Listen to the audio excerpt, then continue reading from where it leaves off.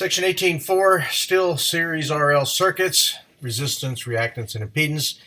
Now we're going to look at how we use the inductive reactance relationship X sub L is equal to 2 pi FL to help us solve for the unknowns.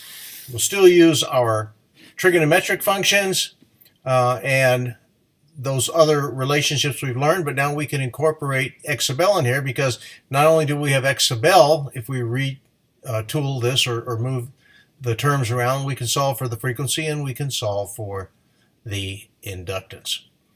Since the voltage across the resistor and the current are in phase, so what are we talking about? Well, let's look right down here, the middle graph. There's the current, there's the voltage across the resistor. You'll notice that the vector is laying right on the x-axis here in this static display.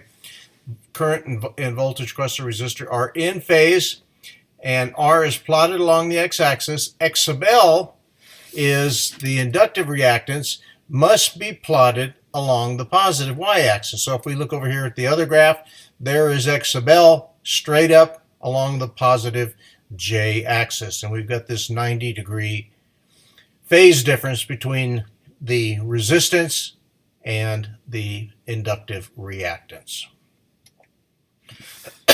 So let's look at an example.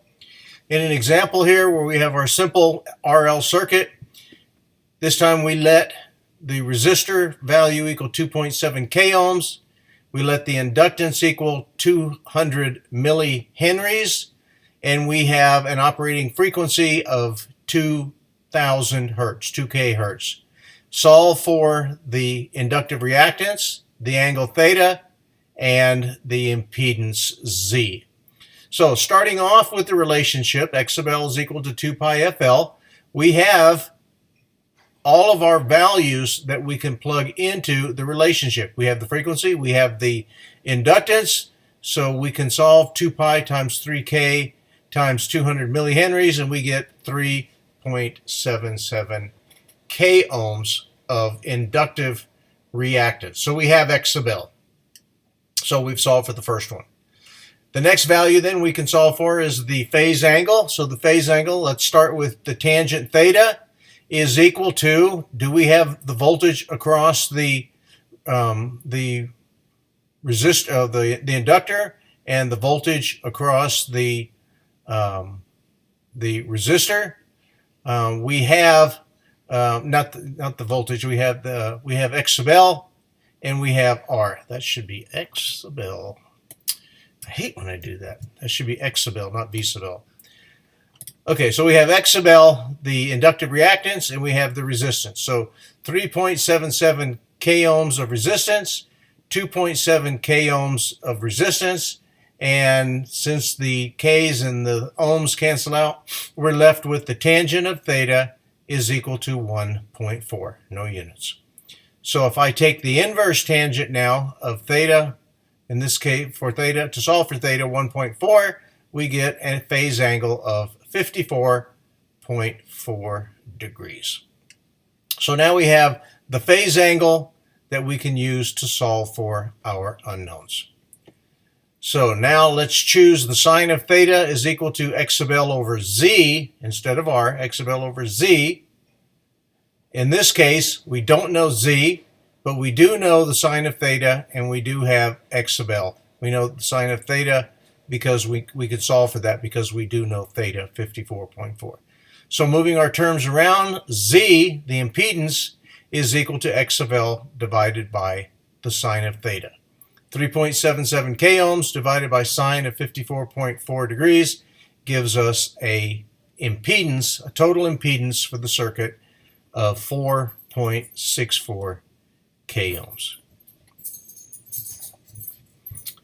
All right, another one where we are given the resistance of 10 k ohms, the inductance of 100 millihenries, the operating frequency of 20 kilohertz, and a source value of 15 volts.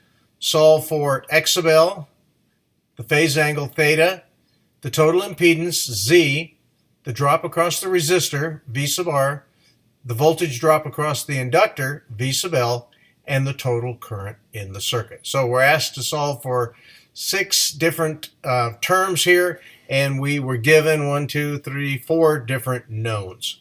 So again, let's start with the expression. X sub L is equal to 2 pi FL. Do we know the frequency? Yes, we do. Do we know the impedance, the inductance? Yes, we do. So plug those values in, 2 pi times 20 hertz and 100 millihenries, we get 12.6 kilo ohms. Now we can use our tangent relationship. Tangent of theta is equal to x sub L over R. So 12.6 k ohms divided by 10 k ohms, which was given, we end up with a tangent theta 1.26. So taking the inverse tangent of 1.26, we get our phase angle of 51.5. Now we switch to finding another trig function that we can use to solve for other unknowns. We're solving for z essentially here. We know the angle, so we can solve for the cosine of theta. We know the resistance. We do not know the total circuit impedance. So we move our terms around. Z is equal to R over cosine theta. 10 k ohms divided by the sine of 51.5 degrees gives us 16.1 k ohms. Now, to solve for the current, we can really just rely on, what is this? Ohm's law. It's not I equal E over R, but it is Z, the total impedance for the circuit. It's still given in ohms. So we have the supply voltage of 15 volts, which was given. We know Z, because it was solved in the previous step, 16.1 k ohms. So we get 934 microamps of current. Again, still relying on Ohm's law, V equals I times R. We're going to solve for the voltage drop across the resistor. I times R. Now we're back to using R, not Z. 9.34 microamps times 10 k ohms gives us 9.34 volts. And we can do the same thing for the voltage drop across the inductor. Now we use the inductive reactance, which is given in ohms. 934 microamps, the same current since it's a series circuit, times 12.6 k ohms gives us 11.7 volts. We could have used a relationship using the trigonometric functions, and as you can see, we come up with the same values, V sub L and V sub R, using the sine and the cosine to solve for those values.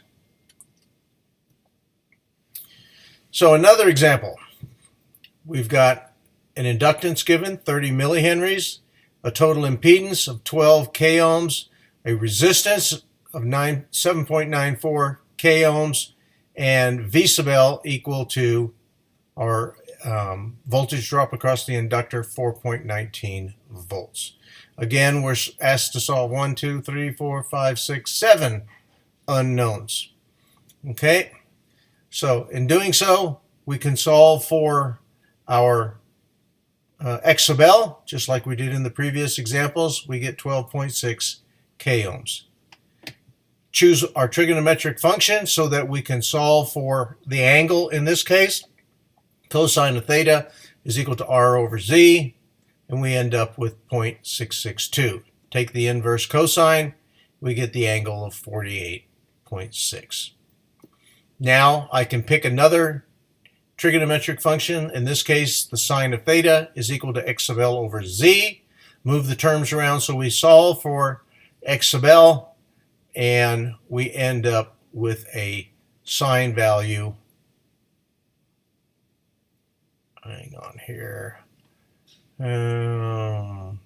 This, I don't believe, I'm going to have to go back and look at that. That does not belong, okay, because we are now solving for X sub L over here. So this was a carryover from a previous, and I will remove that so we don't get confused. So forget that. We're solving for X sub L down here. So X sub L is equal to Z sine theta. 12 k ohms times the sine of 48.6 gives us 9 k ohms. Again, solving for V sub L over E, we can solve for E by moving the terms around. E is equal to V sub L over sine theta, and we get 5.59 volts. Now, using the cosine function, cosine theta v over r, v sub r over e, we can solve for the voltage drop across the resistor. E cosine theta, we end up with 3.70 volts. Okay. Last step here, using Ohm's law, I equals E over Z. We can solve for the current in the circuit, 466 microamps, and here we have our frequency. X sub L is equal to 2 pi over, F is equal to X sub L over 2 pi L, and now we're able to solve for the frequency. That error that I had earlier, that was a carryover, so disregard that, because that solving for F was one of our unknowns. So when we come back, we're going to look at something very important. Since we deal with rectangular and polar coordinates, we're going to look at ways of converting from polar to rectangular coordinates.